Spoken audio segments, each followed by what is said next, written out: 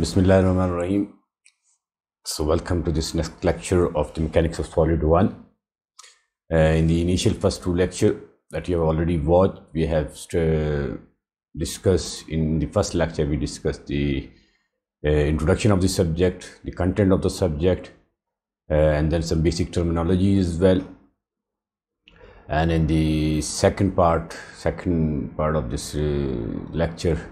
series of lecture, we discussed the excuse me, we discussed the stress, the basic definition of the stress, and I said in that lecture that inshallah we will be discussing the stress in further detail. As you might have seen that in the first part I showed the content of the course that would be discussing in the first series of the lecture, and in that I told you that we will be discussing the stress very much in detail. So in the second part we discuss a little about the stress, and then in today's lecture I will be continuing my discussion on the stress, and then inshallah on the stress analysis. So goal of today's lecture is to understand and learn the concept of stress and strain. So as I said, as I usually say, that the concept of stress is very broad and it has very delicate complications within it. So definitely at this stage, at the foundation stage, I will not be discussing all those complications of stress. I will try to give you a glance of what exactly the stress is and what exactly you can expect to see in the stress and the strain analysis as well. So in continuing our discussion, inshallah, in the last part of the lecture, we will be discussing the stress analysis as well, and that stress analysis would involve a comparatively simple stress analysis. That would not involve, because this whole mechanics of solid is all about this stress. So you'll be studying stress throughout the length of this course. So in the initial part, inshallah, we'll be discussing certainly simple stress and stress analysis. So as far as the recap of the last lecture is concerned, we explained the scope of the subject in the first part. Then we discussed the rigid bodies, and we discussed the difference between the rigid and the deformable bodies. And then we also discussed the uniaxial stress. We discussed what are the axial forces, what are the centroidal forces, what are the longitudinal forces, and I tried to explain you the planes and the axes within a structure. And then we discussed the normal stresses. So that's all about the recap of the last two lectures. Right. So in today's lecture, before jumping into the further discussion of the stress and stress analysis, an important concept that I want to discuss is the homogeneity, because this is the term that you would be saying, that you would be listening, that you would be reading frequently throughout this length of this course. A homogeneous material is homogeneous, So I would like to explain what exactly homogeneity is, and what is the opposite of the homogeneity as well. As you can see in the red, and in the third line, this is the heterogeneous. So that is the opposite of homogeneity. If a material is non-homogeneous, then that material would call to be a heterogeneous material. So as for the homogeneity is concerned, in a simple word, a homogeneous mixture is a solid, liquid or gaseous mixture. This homogeneity characteristic can be found in all matters, in all forms of matter. You can see it in liquid, you will see it in solid, as well as you will see it in gases. So liquid and gases, as we already know, that liquid and gases, the combined name of these two terms is the fluid. So you would be encountering this homogeneity in the fluid as well as in the solid. So if you are saying this particular word homogeneity, so it means that the material had, whether it's a liquid or a gas or a solid, that material has the same proportion of its component, right? So the same proportion of its component throughout any given sample. So whatever part of that particular structure, of that particular member you are considering, so that means that it will have the same proportion, right, of its component.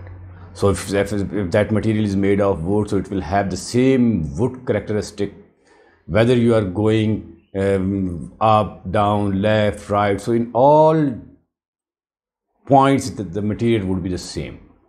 So as you know that another opposite of this particular homogeneity is the non-composite material. Sometimes we say composite and non-composite, right? So composite means that there would be two sort of material. There would be combination of steel and iron. Then these two material may have welded together. The two material may have, I mean, they might have prepared these two material in the steel mill or any sort of mill. So homogeneity, in broader sense, you can say, so this is the same material. If the material is same, in the simplest word, you can say the material is same, then we say in homogeneity. But when you go into that material at the microscopic level, then you'll see that the homogeneity has a slightly different meaning. So broader, because any material that you are watching, that you can see around you, you watch it through your eyes. So one is the visual inspection and one is the microscopic inspection. So as far as the visual inspection is concerned, in simple word, you can say, if you can see if any bar, if any member is composed of one single material, we call it the homogeneity. But as we discussed in the last lecture as well, the homogeneity at the microscopic level is slightly more complicated as it sounds, right? So conversely, a heterogeneous mixture has components in which proportions vary throughout the sample. So heterogeneous mean in which the components vary in proportion. So throughout the mixture जो है, अगर वो component की proportion vary करते हैं, then we say it's a heterogeneous. So homogeneous and heterogeneous, they are the opposite of each other. So in broader sense, जिसको मैं समझा रहा हूँ कि अगर आपने broader sense में देखना है, तो अगर ये कोई भी material, कोई भी बार आप एक single material का बना हुआ है, तो आप broader sense में कह सकते हैं कि homogeneity है. And when you go deep into that, then you will have to see the microscopic structure as well, ठीक है. और फिर आपको देखना होगा कि हर points के ऊपर क्या वो material same है या नहीं. जिस तरह मैंने आपको last time समझाया था कि microscopic level पे जब आप जाते हैं, तो you rarely find a material to be a homogeneous material, but there would always be certain sort of impurities and certain sort of discontinuity within the material. And if there is discontinuity, then homogeneity definitely get disturbed. And then there is another concept of isotropy as well. So I would be discussing that isotropy as well, inshallah, in the next slide as well. So these two, and there are some other concepts as well. These concepts are very delicate concepts in a sense that they differ in a very slight manner from each other. So in a broader sense, if you want to understand at the mechanics of solid one level, homogeneity means if the material, if the bar is of the same material, then we say it to be a homogeneous material. Broader sense में ये कह देते हैं ना कि अगर concrete ही है तो फिर तो हम होमोजीनियस है, अगर स्टील का ही सिर्फ बना हुआ है तो फिर होमोजीनियस है, ठीक है. या जिसको हम कंपोजिट और नॉन कंपोजिट भी कहते हैं. तो अगर कंपोजिट मटेरियल का आप टर्म सुन लेते हैं, इसका मतलब ये है कि उसके अंदर दो मटेरियल इस्तेमाल हुए हुए हैं या दो से ज़्यादा मटेरियल इस्तेमाल हुए हुए हैं, तो जाहिर सी बात है वो पर होमोजेनिटी नहीं रहती. लेकिन in fact in reality homogeneity जो है विद इन, अगर वो एक मटेरियल स्टील का भी बना हुआ है और हम ये कहते हैं कि नहीं वो सिर्फ ही स्टील का बना हुआ है, तो और उसके अंदर भी अगर आप जंप इन करते हैं, माइक्रोस्कोपिक लेवल के ऊपर जाके एक्सप्लोर करते हैं, तो फिर then you may find certain impurities and discontinuities within that material, और आप ये कह सकते हैं कि फिर उसके अंदर भी होमोजेनिटी की डेफिशिएंसी हो सकती है, and then that material would be called as heterogeneous. So broader sense में यहाँ ये आप समझ लीजिए कि अगर एक ही मटेरियल बना हुआ है तो we are calling it to be homogeneous, ठीक है. सो होमोजेनस मीन्स, अगर हम इसके फर्दर थोड़ी सी डेप्थ में जा रहे हैं, कि homogeneous means properties are same on every point. अब इसके comparison I am doing the comparison between the homogeneous and the isotropic. So homogeneous means properties are same on every point. Here you can see that the word we have emphasized here, or at least we are emphasizing here, is that we are emphasizing on every point. On the contrary, if you can see, an isotropic means the property is same in all direction. ठीक है. तो elastic properties हैं, फिर modulus of elasticity है, या इस तरह की जो दूसरी इलास्टिक प्रॉपर्टीज़ हैं, जो हमारा नेक्स्ट लेक्चर होगा इंशाल्लाह, उसमें हम इलास्टिक कांस्टेंट को डिस्कस करेंगे, and that is also a very important part of your course content as well.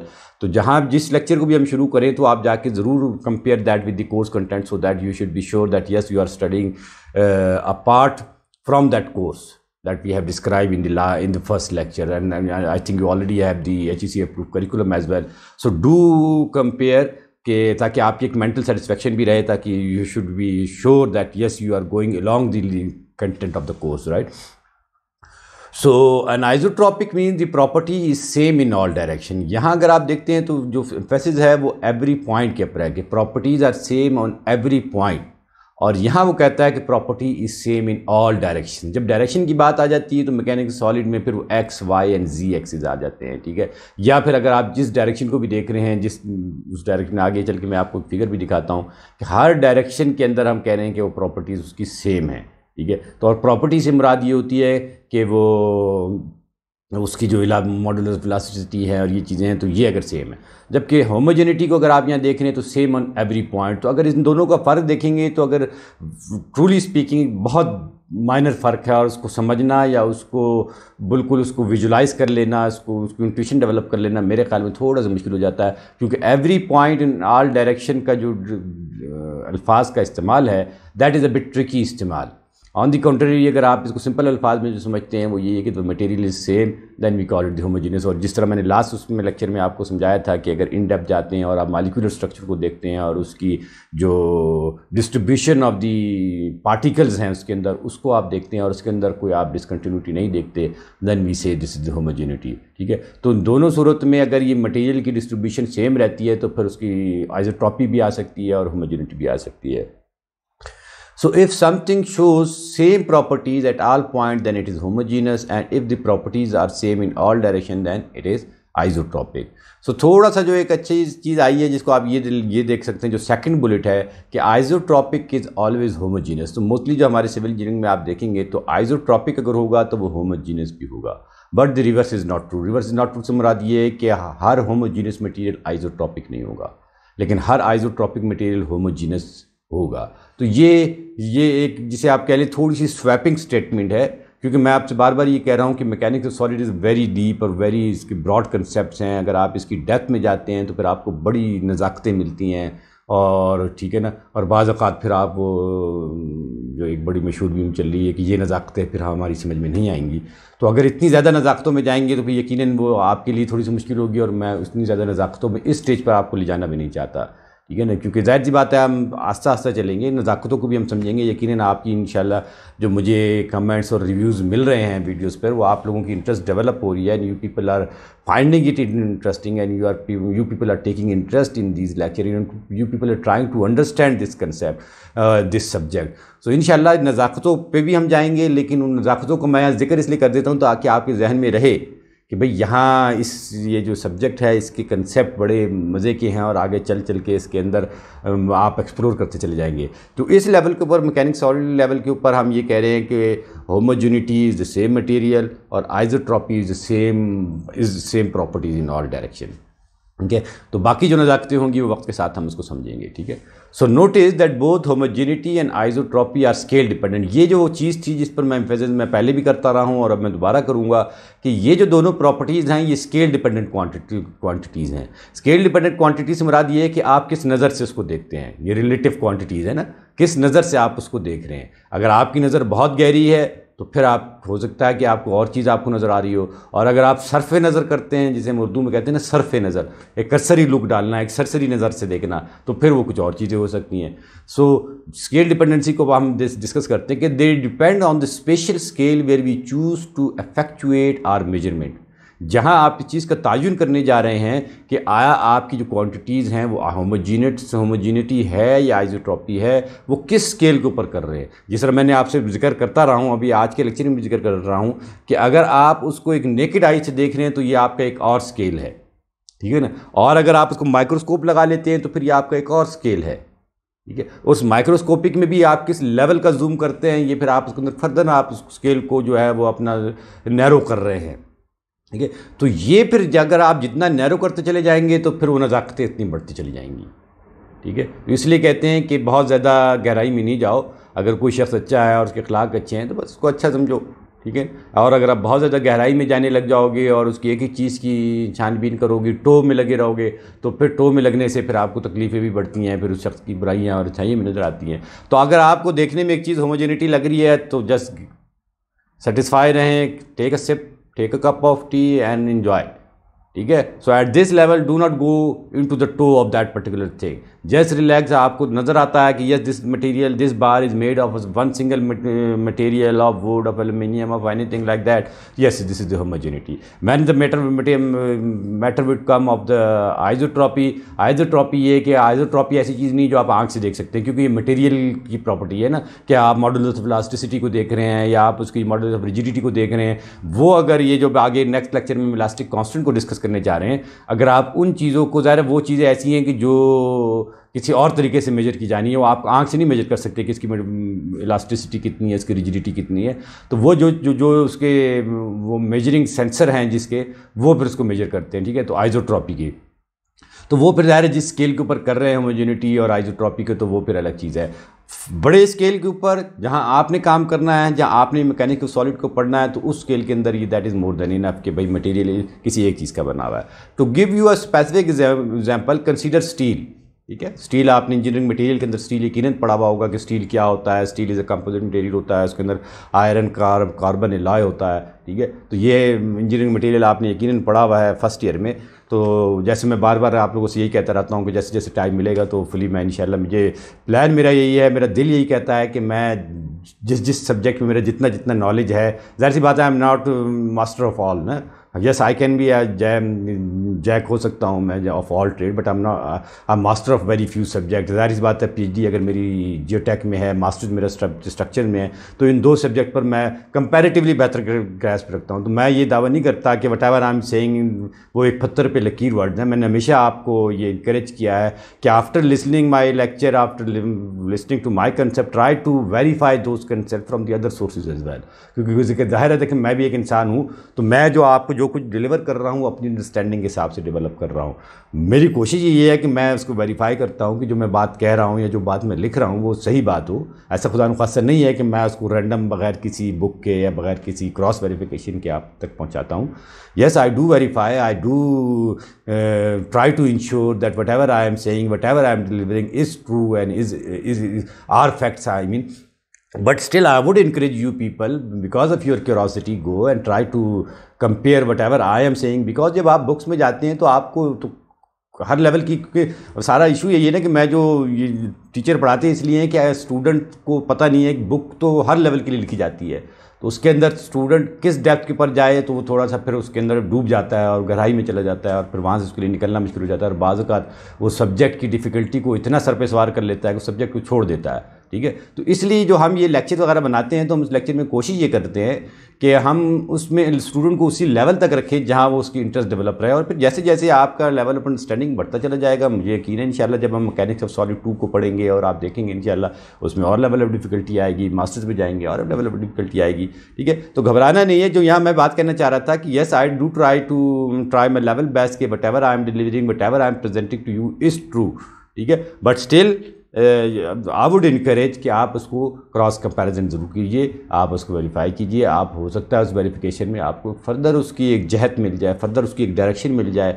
और देखिए मैं बार बार ये कहता हूँ कि इल्म तो एक ऐसी नेमत है कि अगर आप इसको एंजॉय करने लग जाए ना, जब आपको अंदर ये फीलिंग आए कि आप किसी चीज़ को जान रहे हैं, तो वो फिर आप खुद जानते हैं कि कितनी खूबसूरत फीलिंग होती है वो। Anyhow coming back to this, तो जो हम ये आयरन और कार्बन एलॉय की बात कर रहे थे और वहाँ से फिर हम इंजीनियरिंग मटेरियल के थ्रू निकल गए, ठीक है। तो इंजीनियरिंग मटेरियल को देखेंगे तो बहरहाल आयरन जो स्टील है वो this is alloy of iron and carbon, ठीक। So at large enough scale, let's say that millimetre scale जो आपको आंखों से नजर आ रहा है ना, मिलीमीटर आप आंखों से भी देख सकते हैं, सेंटीमीटर आप आंखों से भी देख सकते हैं, और अगर इससे बड़े स्केल पर जाते हैं तो फिर इंचीज़ हैं, तो फिर फिट हैं, तो फिर यार्ड्स हैं, तो फिर स्केल ज़ाहिर है फिर बड़े से छोटा वो आप सब जानते हैं, मैकेनिक्स में आपने पढ़ा है। तो इस स्केल के ऊपर, मिलीमीटर स्केल के ऊपर आपको स्टील होमोजीनियस नज़र आएगा। लेकिन अगर आप स्टील को जाके इस डेप्थ में देखना चाहेंगे, so however if you look at it close enough, nanometer scale के ऊपर आप चले गए, आप गहराई में चले गए, तो this is what you see, this is steel. यहाँ अगर आप देख रहे हैं तो आपको यहाँ डिस्कंटिन्यूटी नज़र आती है, यहाँ डिस्कंटिन्यूटी नज़र आती है, तो वो जो होमोजीनिटी का फिर कंसेप्ट है वो यहाँ ख़त्म हो गया। लेकिन आपको इर्द गिर्द में जो स्टील नज़र आ रहा है बहुत खूबसूरत नज़र आ रहा है, ऐसी खूबसूरत फिनिशिंग हुई है, ये शाइन आई हुई है कि आंखें दिन देख के आंखें आपकी खीरा हो रही हैं। तो फिर स्टील आपको उस स्केल के ऊपर होमोजीनियस नज़र आ रहा है। लेकिन जब आप नैनोमीटर स्केल के ऊपर गए हैं तो ये अगर इसके फर्दर डेप्थ में जाएंगे, इसके एक एक ये जो पार्टिकल्स कह लें, क्योंकि इतने बड़े पार्टिकल तो नहीं होते, ये जो फाइबर्स हैं इसके विद इन उसके फाइबर्स को जाके आप फर्दर इस डेप्थ में देखेंगे तो फिर आपको और इसके अंदर डिस्कंटिन्यूटी नजर आएंगी। वो तो कल मैंने आपको लास्ट लेक्चर में बताया था कि अगर आप अंदर गहराई में जाते हैं तो पार्टिकल है, पार्टिकल के अंदर मॉलिक्यूल्स हैं, मॉलिक्यूल्स के अंदर इलेक्ट्रॉन, ये एटम्स हैं, एटम्स के अंदर फिर फर्दर डिवीजन है, और अब तो मेरे ख्याल में कुछ और भी विद इन दी एटम भी पार्टिकल निकल आए, तो फिर वो तो फिर एक अलग दुनिया है ना, उसमें ना जाएं। ग्रेनाइट को ऑन दी कॉन्ट्ररी देखते हैं तो नैनोमीटर स्केल के ऊपर आपको ये नज़र आ रहा है, ठीक है। और अगर आप उसको मिलीमीटर स्केल के ऊपर देखते हैं, जहाँ आप नेकेड आई से उसको देख रहे हैं, तो वहाँ यकीनन आपको जो है वो बहुत अच्छी वो नज़र आती है, होमोजेनिटी नज़र आती है, ठीक है। तो ये जो पिक्स है, this is the courtesy of this website, I have given the link of that. तो अगर आप फर्दर इस चीज़ को एक्सप्लोर करना चाहते हैं, you can go at this website, I am giving all the credit, I am saying thanks to this particular website for making this understanding easy for the people, क्योंकि ये लोगों की कंट्रीब्यूशन है ना नॉलेज के लिए। ये देखें, ये आज हमारे काम आ रही है, किसी और के भी यकीनन काम आई होगी। तो ये लोग जो कंट्रीब्यूट कर रहे हैं तो उनको यकीनन हमारा प्लास जाना चाहिए, हमारे सलूट जाना चाहिए। They are the people who are helping us to understand, ठीक है। तो ये एक बहुत ज़्यादा रेलेवेंट वो नहीं है, लेकिन एक ब्रॉडर सेंस में अगर आप देखते हैं, जो लेफ़्ट साइड के ऊपर है, जो ये आपको ब्रिक मशीनरी का वर्क नज़र आ रहा है, तो इसके अंदर आपको होमोजेनिटी नज़र आ रही है, लेकिन आइसोट्रॉपी नज़र नहीं आ रही, ठीक है। अगर आप इस डायरेक्शन में जाते हैं तो आपको डिसकंटिन्यूटी नज़र आने लग जाती है। तो ये एक जनरलाइज एक पिक है जो कि आपको एक व्यू दिखा सकती है कि भाई क्या होमोजेनिटी है। तो on the picture on the left is homogeneous but not isotropic, picture on the right is isotropic but not homogeneous, ठीक है। तो इसकी अगर आप किसी भी डायरेक्शन में जा रहे हैं, किसी डायरेक्शन में जा रहे हैं तो सेम है, इस डायरेक्शन में जा रहे हैं तो सेम है, इस डायरेक्शन में जा रहे हैं तो सेम है, लेकिन अगर आप यहाँ इधर जाने लग रहे हैं तो यहाँ इस पर्टिकुलर पिक्चर में आपको होमोजेनिटी नज़र नहीं आ रही। तो एक जनरल सेंस में ये है कि this is the homogeneity but not isotropy, this is not homogeneous pattern but isotropic, ठीक है। तो अब ये होमोजेनिटी को जो हम लास्ट उसमें डिस्कस कर रहे थे, तो आई थॉट कि कुछ कसर उसके अंदर बाकी रह गई थी, ठीक है। तो इस वजह से मैंने 2-3 स्लाइड्स उसकी डिस्कशन को कंटिन्यू किया। तो अब जो हमारा मेन टॉपिक था असल में, वो स्ट्रेस और स्ट्रेस एनालिसिस की तरफ जा रहे हैं, ठीक है। अब जो हमने स्ट्रेस की डेफिनेशन पढ़ी कि stress is the load per unit area, we said कि stress is equal to P upon A. So that particular stress मैंने वहाँ भी नाम लिया था कि इज़ द एवरेज स्ट्रेस। यहाँ ये स्ट्रेस को आप एवरेज स्ट्रेस कह रहे हैं, ठीक है। वहाँ आप ये अज्यूम कर रहे हैं कि होमोजेनिटी भी है और जो एरिया है वो कंसिस्टेंट एरिया है, और जो लोड है उस लोड की distribution with in the material same है। और फिर मैंने, अगर आपको याद होगा, वो सर्कल ड्रा करके आपको बताए थे कि एक छोटा सर्कल है तो उसके ऊपर स्ट्रेस ज़्यादा आ रहा होगा, उससे बड़ा सर्कल है तो स्ट्रेस उससे ज़्यादा है, और सबसे बड़ा सर्कल है तो स्ट्रेस उससे कम आता हुआ नज़र आ रहा था आपको। तो ये जो भी आप बात हम कर रहे थे, वहाँ हम जो भी एरिया ले रहे थे, अगर छोटा है तो हम कह रहे थे ये एरिया है, even with in that area वो जो आप स्ट्रेस ले रहे हैं that is the average stress, ठीक है। जो एक डिफरेंशियल स्ट्रेस है, जो ट्रू स्ट्रेस है, वो उससे थोड़ा सा डिफरेंट है। तो ये जो ग्रीन में दिखाया हुआ है, तो ये आप ये समझ लीजिए कि this is the same stress that we usually say, that we usually this is the term that we usually use in our engineering, कि that stress is the load per unit area, is the stress is the internal resistance. Normally आप ये ज़रूर कहें कि stress is the internal resistance, क्योंकि अगर आप simply load per unit area कहते हैं then you can mix it with the concept of pressure as well. तो stress is the internal resistance offered by the material per unit area. एक unit area कितनी resistance दे रहा है वो stress कहलाता है। अब वो जो रेजिस्टेंस होती है that depend upon the intensity of the load on that particular area, क्योंकि अगर आप एप्लीकेशन ऑफ लोड जहाँ हो रहा है वहाँ जाके आप स्ट्रेस ले रहे हैं तो उसकी इंटेंसिटी कुछ और होगी, ठीक है। इसको मैं थोड़ा सा आपको एक्सप्लेन करना चाहूँगा ताकि ये स्ट्रेस का कंसेप्ट समझना, मैं समझता हूँ कि बड़ा ज़रूरी है, इसलिए थोड़ा सा let me spend some time on it. एक स्क्रीन में लेता हूँ ताकि हमारी ये स्लाइड डिस्टर्ब ना हो, ठीक है। अब हमने जो ये ड्रा करते रहे हैं बार बार ये क्यूब को, ठीक है, इसी को मैं ड्रा करके आपको फर्दर इसकी थोड़ा सा डेप्थ में मज़ीद ले जाना चाह रहा हूँ, ताकि आपका ये जो आज का हम डिस्कस करने जा रहे हैं वो हम करने जा रहे हैं कि भाई स्ट्रेस क्या है, एवरेज स्ट्रेस क्या है, ट्रू स्ट्रेस क्या है, इंजीनियरिंग स्ट्रेस क्या है, और स्ट्रेस हमारे किस तरीके से वेरी कर सकते हैं, ठीक है ना। क्योंकि कंसेप्ट ऑफ स्ट्रेस को अगर आप ट्रू सेंस में देखना चाहते हैं, या जिसको आप इन डेप्थ माइक्रोस्कोपिक समझना चाह रहे हैं, तो वहाँ फिर मेरा ख्याल है कि इस लेवल पे अब आपकी अंडरस्टैंडिंग ज़रूरी है। देखें, अब अगर ये एक हमारे पास क्यूब है और मैं इसके ऊपर ये सेंट्रॉइड को रफली लोकेट करके और उसके ऊपर ये एक लोड भी लगा देता हूँ, सेंट्रॉइडल लोड, एक्सियल लोड या फिर नॉर्मल लोड, इसका जो नाम है इस लोड का, ठीक है, ये लोड है तो एरो ये आ गया, इस लोड का हम नाम 3 दे देते हैं। एक दे देते हैं सेंट्रोइडल लोड, ठीक है। मैं इसलिए लिख रहा हूँ ताकि आप बार बार लिखने से एक चीज़ हमारी, कुछ चीज़ ऐसी होती हैं जो हमें बार बार रिपीट करके रट्टा, बार बार रिपीट करने का मतलब ये होता है कि वो आप रट्टा लगा लें और आपके जहन में बैठ जाए। ये सेंट्रोइडल लोड भी है, ये एक्सियल लोड भी है, ठीक है। एंड देन थर्डली जो है, यहाँ जगह नहीं है, यहाँ लिख देता हूँ, ये नॉर्मल लोड भी है, ठीक है। तो अगर आप इसके नाम लिखने जाएंगे तो मैं और भी लिख सकता हूँ, ये पॉइंट लोड भी है, ठीक है। तो बहुत सारे नाम इसके हो सकते हैं, तो नाम और भी मेरे जहन में आ रहे हैं, लेकिन अब ज़्यादा टाइम लगता चला जाएगा। तो ये जो नाम है ये सब इसी लोड के नाम है, ठीक है।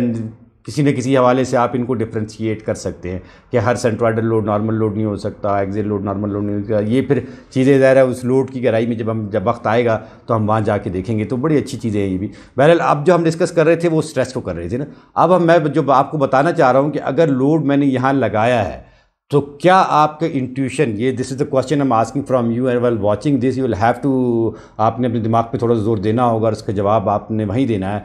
क्या जब मैं इस लोड को लगा रहा हूँ तो क्या लोड की इंटेंसिटी, अगर मैं डेप्थ में जाऊँ, ठीक है, डेप्थ में मैं जा रहा हूँ, इस डायरेक्शन के अंदर जा रहा हूँ, इस जगह के ऊपर यही होगी, क्या इस लोड की इंटेंसिटी यहाँ सेम होगी, क्या यहाँ सेम होगी, क्या यहाँ सेम होगी, या जो उसका बेस है यहाँ सेम होगी। If I am moving along this direction, so do you think or do you consider that the intensity of the load would be same if you go deep down the bar? ठीक है। तो natural answer ये आता है कि नहीं, जाहिर सी बात है इंटेंसिटी इसकी चेंज होगी। मैं अगर इस ज़मीन पे खड़ा हूँ तो इसका मतलब ये तो नहीं है कि ज़मीन की दूसरी तरफ भी मैं वही स्ट्रेस को ट्रांसफ़र कर रहा हूँ। बेसिक सी चीज़ है ना कि हम तो ये समझ रहे हैं कि लोड चाहे जितना भी हो वो स्ट्रेस डालता है, ठीक है। ऑन दी, अगर आप बहुत बड़े स्केल पे, मैंने जो अर्थ की बात कर दी, मैं अर्थ के ऊपर इस जगह के ऊपर बैठा हुआ हूँ, तो इट डज़ नॉट मीन कि मेरे यहाँ इसके बैठने से थ्रू आउट द अर्थ जो है वो intensity of the stress is same if I am going east, if I am going west, if I am going north, if I am going west, if I am going deep, if I am going left. तो definitely अब मुझे मेरा ये ख्याल है, मुझे यकीन है कि आपका भी यकीन होगा कि डेफिनेटली आंसर इसका यही होगा, नहीं स्ट्रेस ऐसे नहीं है कि मैं यहाँ बैठा हूँ तो मेरा स्ट्रेस इस टाइम जो है, आप मेरे स्ट्रेस की वजह से आप इस टाइम कोयटा में, खुजदार में या कराची में जहाँ बैठे हुए मेरे वीडियो देख रहे हैं और आपको वहाँ स्ट्रेस फील हो रहा है, ऐसा नहीं है। क्यों नहीं है? बिकॉज ये है कि जो लोड की इंटेंसिटी जो होती है, ये अगर आप जिस डायरेक्शन में भी जाएंगे तो उसकी इंटेंसिटी ग्रेजुअली रिड्यूस होना शुरू हो जाती है, ठीक है। ये आप थोड़ा सा टाइम लगेगा क्योंकि हम एक स्लाइड पे टाइम देंगे, क्योंकि ये बेसिक कंसेप्ट यहाँ आपके बनने हैं, ठीक है। और इसी तरीके से अगर आप इस डायरेक्शन में जाएंगे तो definitely intensity of the load will gradually decrease if you go toward this direction, and if you are moving in this direction the same intensity of the load would decrease. इस direction में intensity of the load will decrease, in direction में, in any direction if you start moving away from the load, ठीक है, in any direction, in 360 degrees में आप किसी direction में भी if you start moving away from the load the intensity of the load would decrease. And now अब अगर ये चीज़ आप यकीन ले आए हैं, इस लेवल पे आप पहुँचे हैं कि आप मेरे साथ एग्री कर रहे हैं कि yes intensity of the load would decrease, तो फिर आप देखिए जो आप स्ट्रेस की डेफिनेशन लास्ट उसमें मुझसे सीख के आए हैं वो ये लेकर आए हैं कि stress is equal to load per unit area, ठीक है। And you are saying that every single differential length, जिसको आप अगर नैनो स्केल पर जा रहे हैं, नैनोमीटर आपने मूव किया तो इंटेंसिटी ऑफ द लोड में फ़र्क आएगा, ठीक है। चाहे आप उसके करीब आ रहे हैं लोड के, चाहे आप लोड से दूर जा रहे हैं। तो लेट्स सपोज हम लोड से दूर जाने की बात करते हैं, तो अगर आप स्लाइड, जिसको हम कहते हैं ना differential length approaches to zero, length approaches to zero, उतना भी आप मूव करते हैं तो डेफिनेटली आपने यकीन किया है कि yes the intensity of the load would decrease. जब intensity of the load would decrease तो इसका मतलब ये है कि हर जगह के ऊपर, जिस जगह को आप कंसीडर कर रहे हैं, उस जगह के ऊपर जो लोड की इंटेंसिटी है और उस जगह के ऊपर जो लोड का एरिया है, that would give you the stress, ठीक है ना। लेकिन हम क्या कर रहे हैं, हम ये कह रहे हैं अगर आपने ये पूरा बार लिया था और मैंने इसके ऊपर लोड लगा दिया था, तो आपने कहा कि भाई अगर लोड जो है वो मैंने 10 किप लगाया था और इसका एरिया जो था वो 1 इंच स्क्वायर था, तो आपने कहा कि स्ट्रेस जो आ गया वो, सॉरी ये या चलिए यहाँ लिख देता हूँ 10 KSI आ गया। आप ये कह देते कि स्ट्रेस इज 10 KSI, ठीक है। लेकिन ये स्ट्रेस के हर जगह के ऊपर ऐसा था। तो जो बात मैं समझाना चाह रहा हूँ, जिस नुक्ते की तरफ जाना चाह रहा हूँ कि ये जो हम डेफिनेशन लिखते हैं कि this is the definition which gives you the average stress, इसका मतलब ये होता है कि हर पॉइंट के ऊपर, हर इन्फिनिटेसिमल पॉइंट के ऊपर the intensity of the stress is different, intensity of the load is different, and if you by somehow can calculate the value of the stress at each and every single fractional point of this particular material. ठीक है, whether you go to the x direction, whether you go in y, left, right, deep, आप जहाँ जाना आप चाहते हैं उस तमाम जहाँ जहाँ ये अब आपको यकीन हो गया या आप ईमान ले आए हैं कि जहाँ जहाँ मैं जाऊँगा वहाँ वहाँ स्ट्रेस की वैल्यू डिफरेंट होगी, ठीक है ना. So if by somehow you can calculate all those stresses, ठीक है, let suppose there are thousands and thousands of values of stresses within that material, because there are, अगर आप जितने microscopic level पे जाएंगे उतने छोटे छोटे आपको पॉइंट्स मिल रहे होंगे ना. तो हर छोटे छोटे पॉइंट की आपने thousand and thousand of values of stresses calculate की, and then if you take the average of all those stresses and divided by the total number of stresses that you have calculated, then you would say that yes that is the average stress. ठीक है, then that is the average stress. But when you are talking about the true stress, ये average stress को engineering stress भी कहते हैं. This average stress is also known as engineering stress, जिसको आप normal कह दें कि बस stress is the intensity of the load per unit area, या the internal resistance per unit area.